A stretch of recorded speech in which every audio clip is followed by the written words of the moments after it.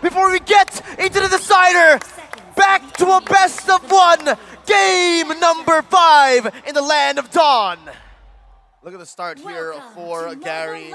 Gonna start up his purple. Same for Carl TZ. But again, Min just, at this point, Echo just knows that this is how Min is gonna play this Hilda. Yeah. And I gotta give the draft actually to Team Hawk for picking up Xavier in the end. If you look at the entire side of Team Echo, who's gonna get on this Xavier? Zong.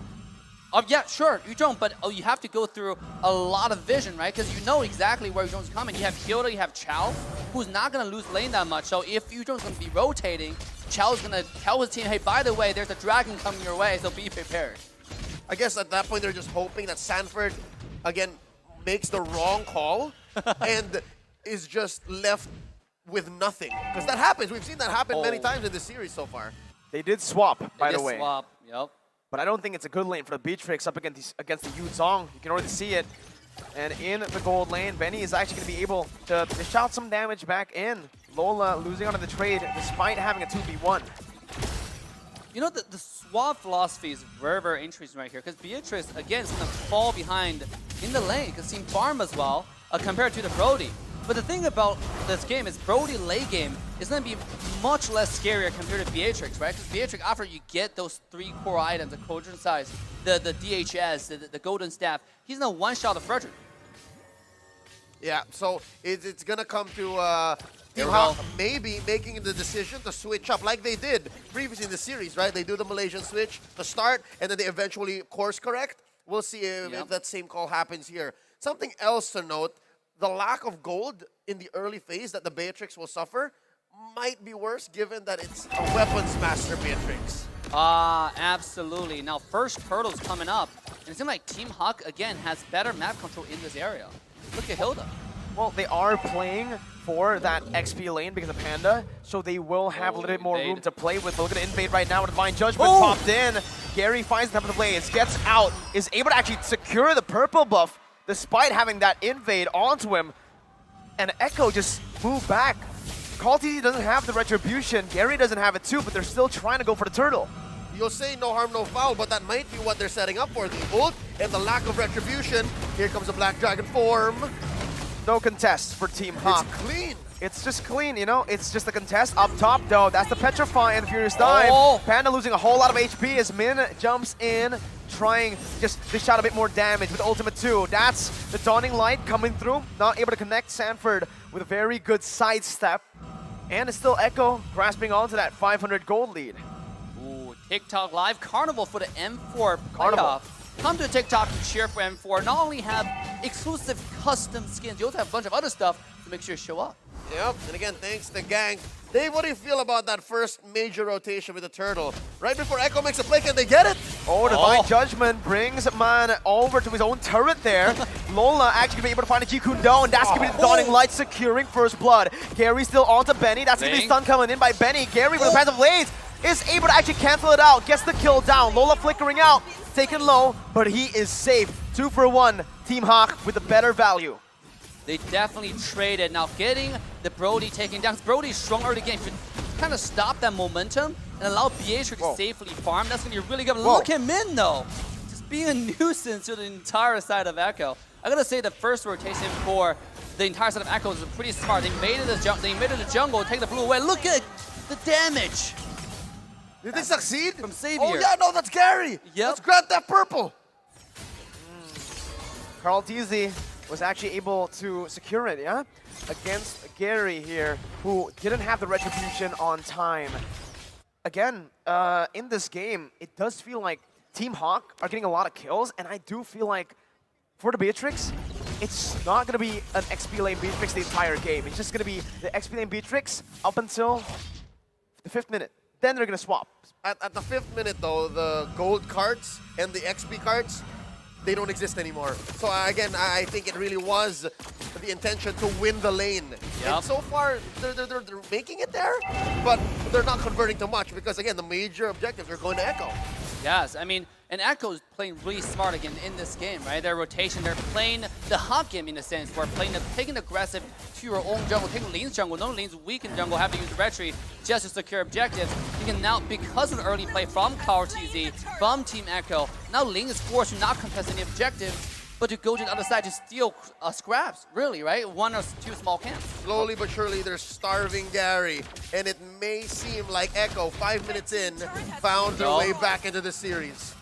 Here in the mid lane, you can already see some damage being placed down, but THQ on the Fredrin, he can just soak that damage in. Min and Gary will not be able to actually dish out as much as THQ sustains, especially when he's already he's very tanky now actually, steals the purple buff away, and like you mentioned, Gary is not getting a say in the game right now. Divine Judgment pulling Min back, that's the real world inflation popped in as well. Gary, with the time of the blades, isn't able to dish out as much damage as he would want to. Yep, and all this time, THQ making the most of it. Panda was pushing up top, that's a tier 1 going down.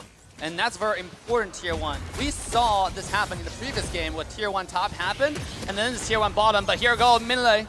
Beautiful cancel for that way the dragon, man. It was looking bad, but wait. THQ solo? What? 1v1, Panda taken down in the XP lane as Gary looks for a trade here. Oh, that's the cutoff. Yaoi fighting the sandwich maneuver, holding on. No, doesn't have Divine Judgment actually. Gary gets out with the Finch Poise. Oh, here we go. The split push meta from Hawk now. You know, actually, a little bit of uncharacteristic from each side. They're playing each other's game in a sense, right? We know Echo to be the split push, but now it's the other side from Hawk. They're playing Ling. Oh, here we go. Yaoi, he does have the ultimate, does have the flicker though. Not enough damage between the 3 of them down there. And it's impressive how THQ has gotten to this level, right? Yeah. Slowly but surely, stealing things away as much as he could from Gary. And yeah, Sanford so far did so well to keep Panda down mom. And now here's the eventual course correction. And THQ is not letting go, man. Oh, here we go. Lola able to find the way the dragon, but the Venture Point connects Sanford in the 2v1 right now. Lola still able to knock him up. Temper the Blades as well, but the sustainability of Sanford is dealing so much right now. Lola gonna be caught, has the Shunpu, gets out, but Sanford has outplayed the 2v1. Sanji rotating, picking up a kill. The Sand combo, as that's gonna be Lola knocking Sanji up. Sanji still looking for the skill shot right now as Lola tries his best to sidestep the Sand duo. Picks up a double. And that's why Sanji plays carry mid. He's so accurate on everything he does. Look at his pinpoint accuracy on skill 1 here. Oh, flicker from Yaoi coming to the middle. And that's Yaoi backing off the damage from the Dawning Light and from Min, just poking him back. All right, so already we can say clearly Echo ahead.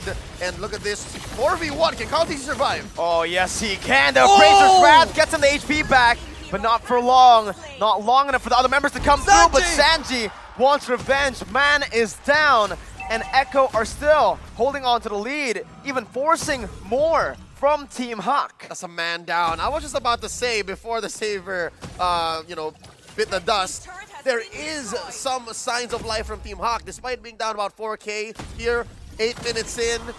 Man is their late game insurance policy. The fact that he can defend from anywhere and help open up the map alongside Gary could be their ticket into staying in the upper bracket. Exactly, that's exactly what I was about to say. I mean, yes, right now the way is going towards Echo. Here comes the conceal play though.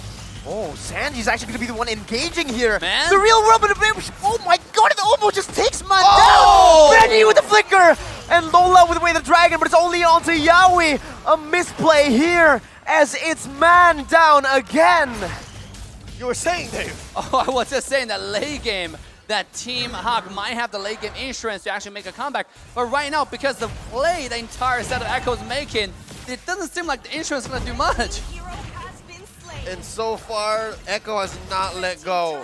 Again, for the longest time in the series, game 3 and 4, Echo was down. Now they are back in the driver's seat, 5K ahead. Gary already making a cut deep up top, but that's not going to stop Echo from taking this tier 2 turret.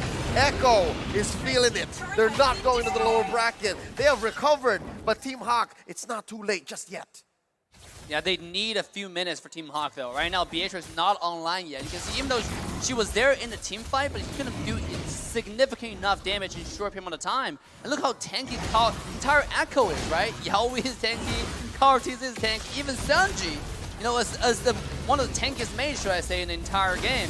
I mean, this gotta go to like, what, 15 minutes at this point in order for Team Hawk to stay in this game. For a chance even to think about it, right? Yes. So how do they stay alive for 15 minutes? Well, number one, yes, continue cutting the lanes. Because again, at least Gary's making a leeway, took that tier 1 down bottom.